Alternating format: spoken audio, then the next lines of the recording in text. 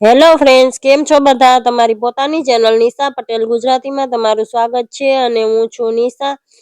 આજે આપણે સાબુદાણા પલાળવાની કે પછી બટેકા બાફવાની ઝંઝટ વગર વ્રત ઉપવાસ માટેના નાસ્તાની રેસીપી તૈયાર કરીશું ફ્રેન્ડ્સ. 11ના ઉપવાસ હોય કે પછી જન્માષ્ટમી હોય, શ્રાવણ મહિનો હોય કે નવરાત્રી હોય, ક્યારેય પણ તમે આ રેસીપીને બનાવીને તૈયાર કરી શકો છો. તો એના માટે મેં આ સાબુદાણા લઈ લીધા છે. આ રીતના મોટી સાઈઝના સાબુદાણા તમારી પાસે હોય તો એ પણ લઈ શકો છો, અને આ રીતે બારીક વાળા સાબુદાણા હોય તો એ પણ લઈ શકો છો. જે પણ તમારી પાસે મળી જાય એ તમે લઈ શકો છો. હવે આને મિક્સરના જારમાં એડ કરી દેશું અને આને આપણે સૂકા જ પીસી લેવાના છે. તો આ પાવડરને ચાળીને લેવો ફ્રેન્ડ્સ. મેં આને ચાળ્યો નહોતો, પણ ચાળીને લેવો વધારે સારું રહેશે. તો પાવડરને આપણે મિક્સિંગ બાઉલમાં એડ કરી દીધો છે, અને આ બે મેં મીડિયમ સાઈઝના બટેકા લીધા છે. કાચા બટેકા જ આ રીતે કાળા ના પડી જાય એટલે મેં છાલ કાઢીને પાણીમાં એડ કરી દીધા હતા. હવે આપણે આને પણ પીસવાના જ છે, તો આ રીતે મોટા મોટા ટુકડામાં આપણે રફલી ચોપ કરી લેશું. ફ્રેન્ડ્સ, તમે મારી ચેનલને હજુ સુધી સબસ્ક્રાઇબ ન કરી હોય તો પ્લીઝ ચેનલને સબસ્ક્રાઇબ જરૂરથી કરી દેજો અને બેલ આઇકનને પ્રેસ કરી દેજો, જેથી મારી નવી વિડીયોની નોટિફિકેશન તમને મળતી રહે. તો આ રીતે બટેકાને આપણે પાણીમાં જ રહેવા દઈશું. અને આ સિંગદાણા મેં આ રીતે શેકેલા દાણા મારી પાસે હતા, તો એની છાલ કાઢીને મેં એને પણ પીસી લીધા છે મિક્સર જારમાં પહેલા. અને હવે આપણે બટેકાને પીસીશું. તમારી પાસે શેકેલા સિંગદાણા ના હોય તો એને શેકીને છાલ કાઢીને થોડા લઈ લેવા. સિંગદાણા આ રેસીપીમાં સરસ લાગે છે ફ્રેન્ડ્સ. હવે આપણે બટેકાને પણ પીસી લેશું અને આ જ મિક્સિંગ બાઉલમાં આપણે એડ કરી દેશું. આ રીતનું પ્યુરી જેવું બની જાય છે બટેકાનું, તમે જોઈ શકો છો. અને હવે સારી રીતે મિક્સ કરી લેશું, જેથી કરીને સાબુદાણાનો પાવડર આપણે કોરો છે તો એ બટેકાનું બધું મોઇસ્ચર સોખી લેશે. તો આ રીતે શોષી લે ત્યાં સુધી આપણે એને 10 મિનિટનો રેસ્ટ આપીશું. સારી રીતે મિક્સ કરીને આપણે એને રાખી દઈશું. ફ્રેન્ડ્સ, ઉપવાસ માટે આ રેસીપી મારી તો બહુ જ ફેવરિટ છે. તમે પણ એકવાર બનાવશો તો તમે હંમેશા આ જ રેસીપી બનાવશો. એકદમ ઝડપથી બની જતી રેસીપી છે અને તેલ પણ જરા પણ સોખતી નથી ફ્રેન્ડ્સ. અને આપણે ઢાંકીને 10 મિનિટ માટે રેસ્ટ પર રાખી દઈશું અને 10 મિનિટ પછી આપણે ચેક કરી લેશું. ફ્રેન્ડ્સ, આજે મારી તબિયત સારી ન હતી એટલે અવાજ તમને થોડો બરાબર નહીં લાગતો હોય, તો એના માટે સોરી. તો હવે આપણે આમાં મસાલા કરીશું. તો અહીંયા ટેસ્ટ પ્રમાણે મેં નમક એડ કર્યું છે. આ રેસીપીને મેં ઉપવાસના દિવસે નહોતી બનાવી એટલે મેં રેગ્યુલર નમક એડ કર્યું છે. તમે વ્રતમાં ખાવા માટેનું નિમક એડ કરી શકો છો. હવે આપણે જે સિંગદાણાનો ભૂકો કર્યો હતો એ એડ કર્યો છે, અને 1 ચમચી સફેદ તલ એડ કર્યા છે. તલનો ક્રંચ બહુ સારો લાગે છે ફ્રેન્ડ્સ. અમે મીઠા લીમડાના પાન 1 ડાળખી આ રીતે ચોપ કરીને એડ કર્યા છે. અને આ મરચાની કટ 3 એડ કરી છે, એકદમ બારીક કટ કરીને. લીલી મરચી મેં એડ કરી છે.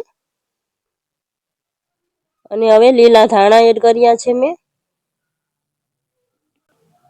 અને 1 નાની ચમચી જેટલી દળેલી ખાંડ એડ કરીશું. આનાથી મીઠાશ નહીં આવે ફ્રેન્ડ્સ, પણ ટેસ્ટ સરસ લાગે છે. અને 1 નાની ચમચી જેટલો લીંબુનો રસ એડ કરીશું. આમાં તમે બીજા મસાલા પણ તમારી પસંદના એડ કરી શકો છો ફ્રેન્ડ્સ. આખું જીરું એડ કરી શકો છો, કાળા મરીનો પાવડર લઈ શકો છો. અને જે મસાલા તમે વ્રતમાં ન ખાતા હોય એને સ્કીપ કરી શકો છો. હળદર પાવડર મેં આમાં નથી એડ કર્યો. તો આ રીતે બધું સારી રીતે મિક્સ કરી લેશું. આમાં આપણે ઈનો, સોડા એવું કંઈ પણ એડ કરવાની જરૂર નથી. સરસ બાઇન્ડિંગ પણ આવી જાય છે તરત જ. આ તમે જોઈ શકો છો. હાથમાં એકદમ ચોટશે પણ નહીં, એવું સરસ મિક્સચર બનીને તૈયાર થાય છે ફ્રેન્ડ્સ. તો આ રીતે સારી રીતે મિક્સ કરી લીધું છે. હવે આપણે આમાંથી વડા બનાવીશું. તમે જોઈ શકો છો. આ રીતે એકવાર બાઇન્ડિંગ જોઈ લેશું. હવે આમાંથી થોડું થોડું મિશ્રણ લેતા જઈશું અને નાની સાઈઝના આપણે વડા તૈયાર કરીશું ફ્રેન્ડ્સ. આ રીતે મેં બોલ્સ બનાવ્યા છે. તમે આને તમારા મનપસંદ કોઈ પણ શેપમાં બનાવી શકો છો. સિલિન્ડર શેપથી નગેટ્સ જેવા શેપમાં પણ બનાવી શકો છો. અને આ રીતે બોલ્સ બનાવીને થોડા હલકા એવા પ્રેસ કરીને આ રીતે ટિક્કી જેવા શેપમાં પણ બનાવી શકો છો. તો બધા વડાને આપણે બનાવી લેશું. હવે ગેસ પર મેં તેલ ગરમ કરવા માટે રાખી દીધું છે. મીડિયમ ગરમ તેલમાં આપણે 1-1 કરીને એડ કરી દેશું. તરત જ આપણે એને ચલાવશું નહીં ફ્રેન્ડ્સ. 20 થી 30 સેકન્ડ એમ જ રહેવા દેશું.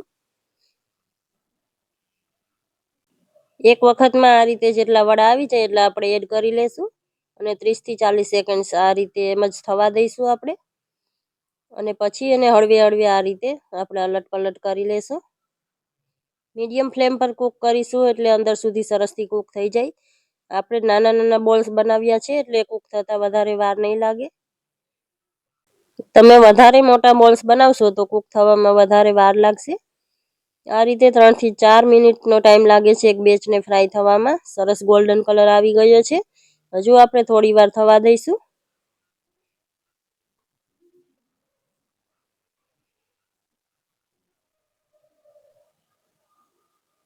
તો આ રીતે સરસ એવો કલર ડાર્ક આવી ગયો છે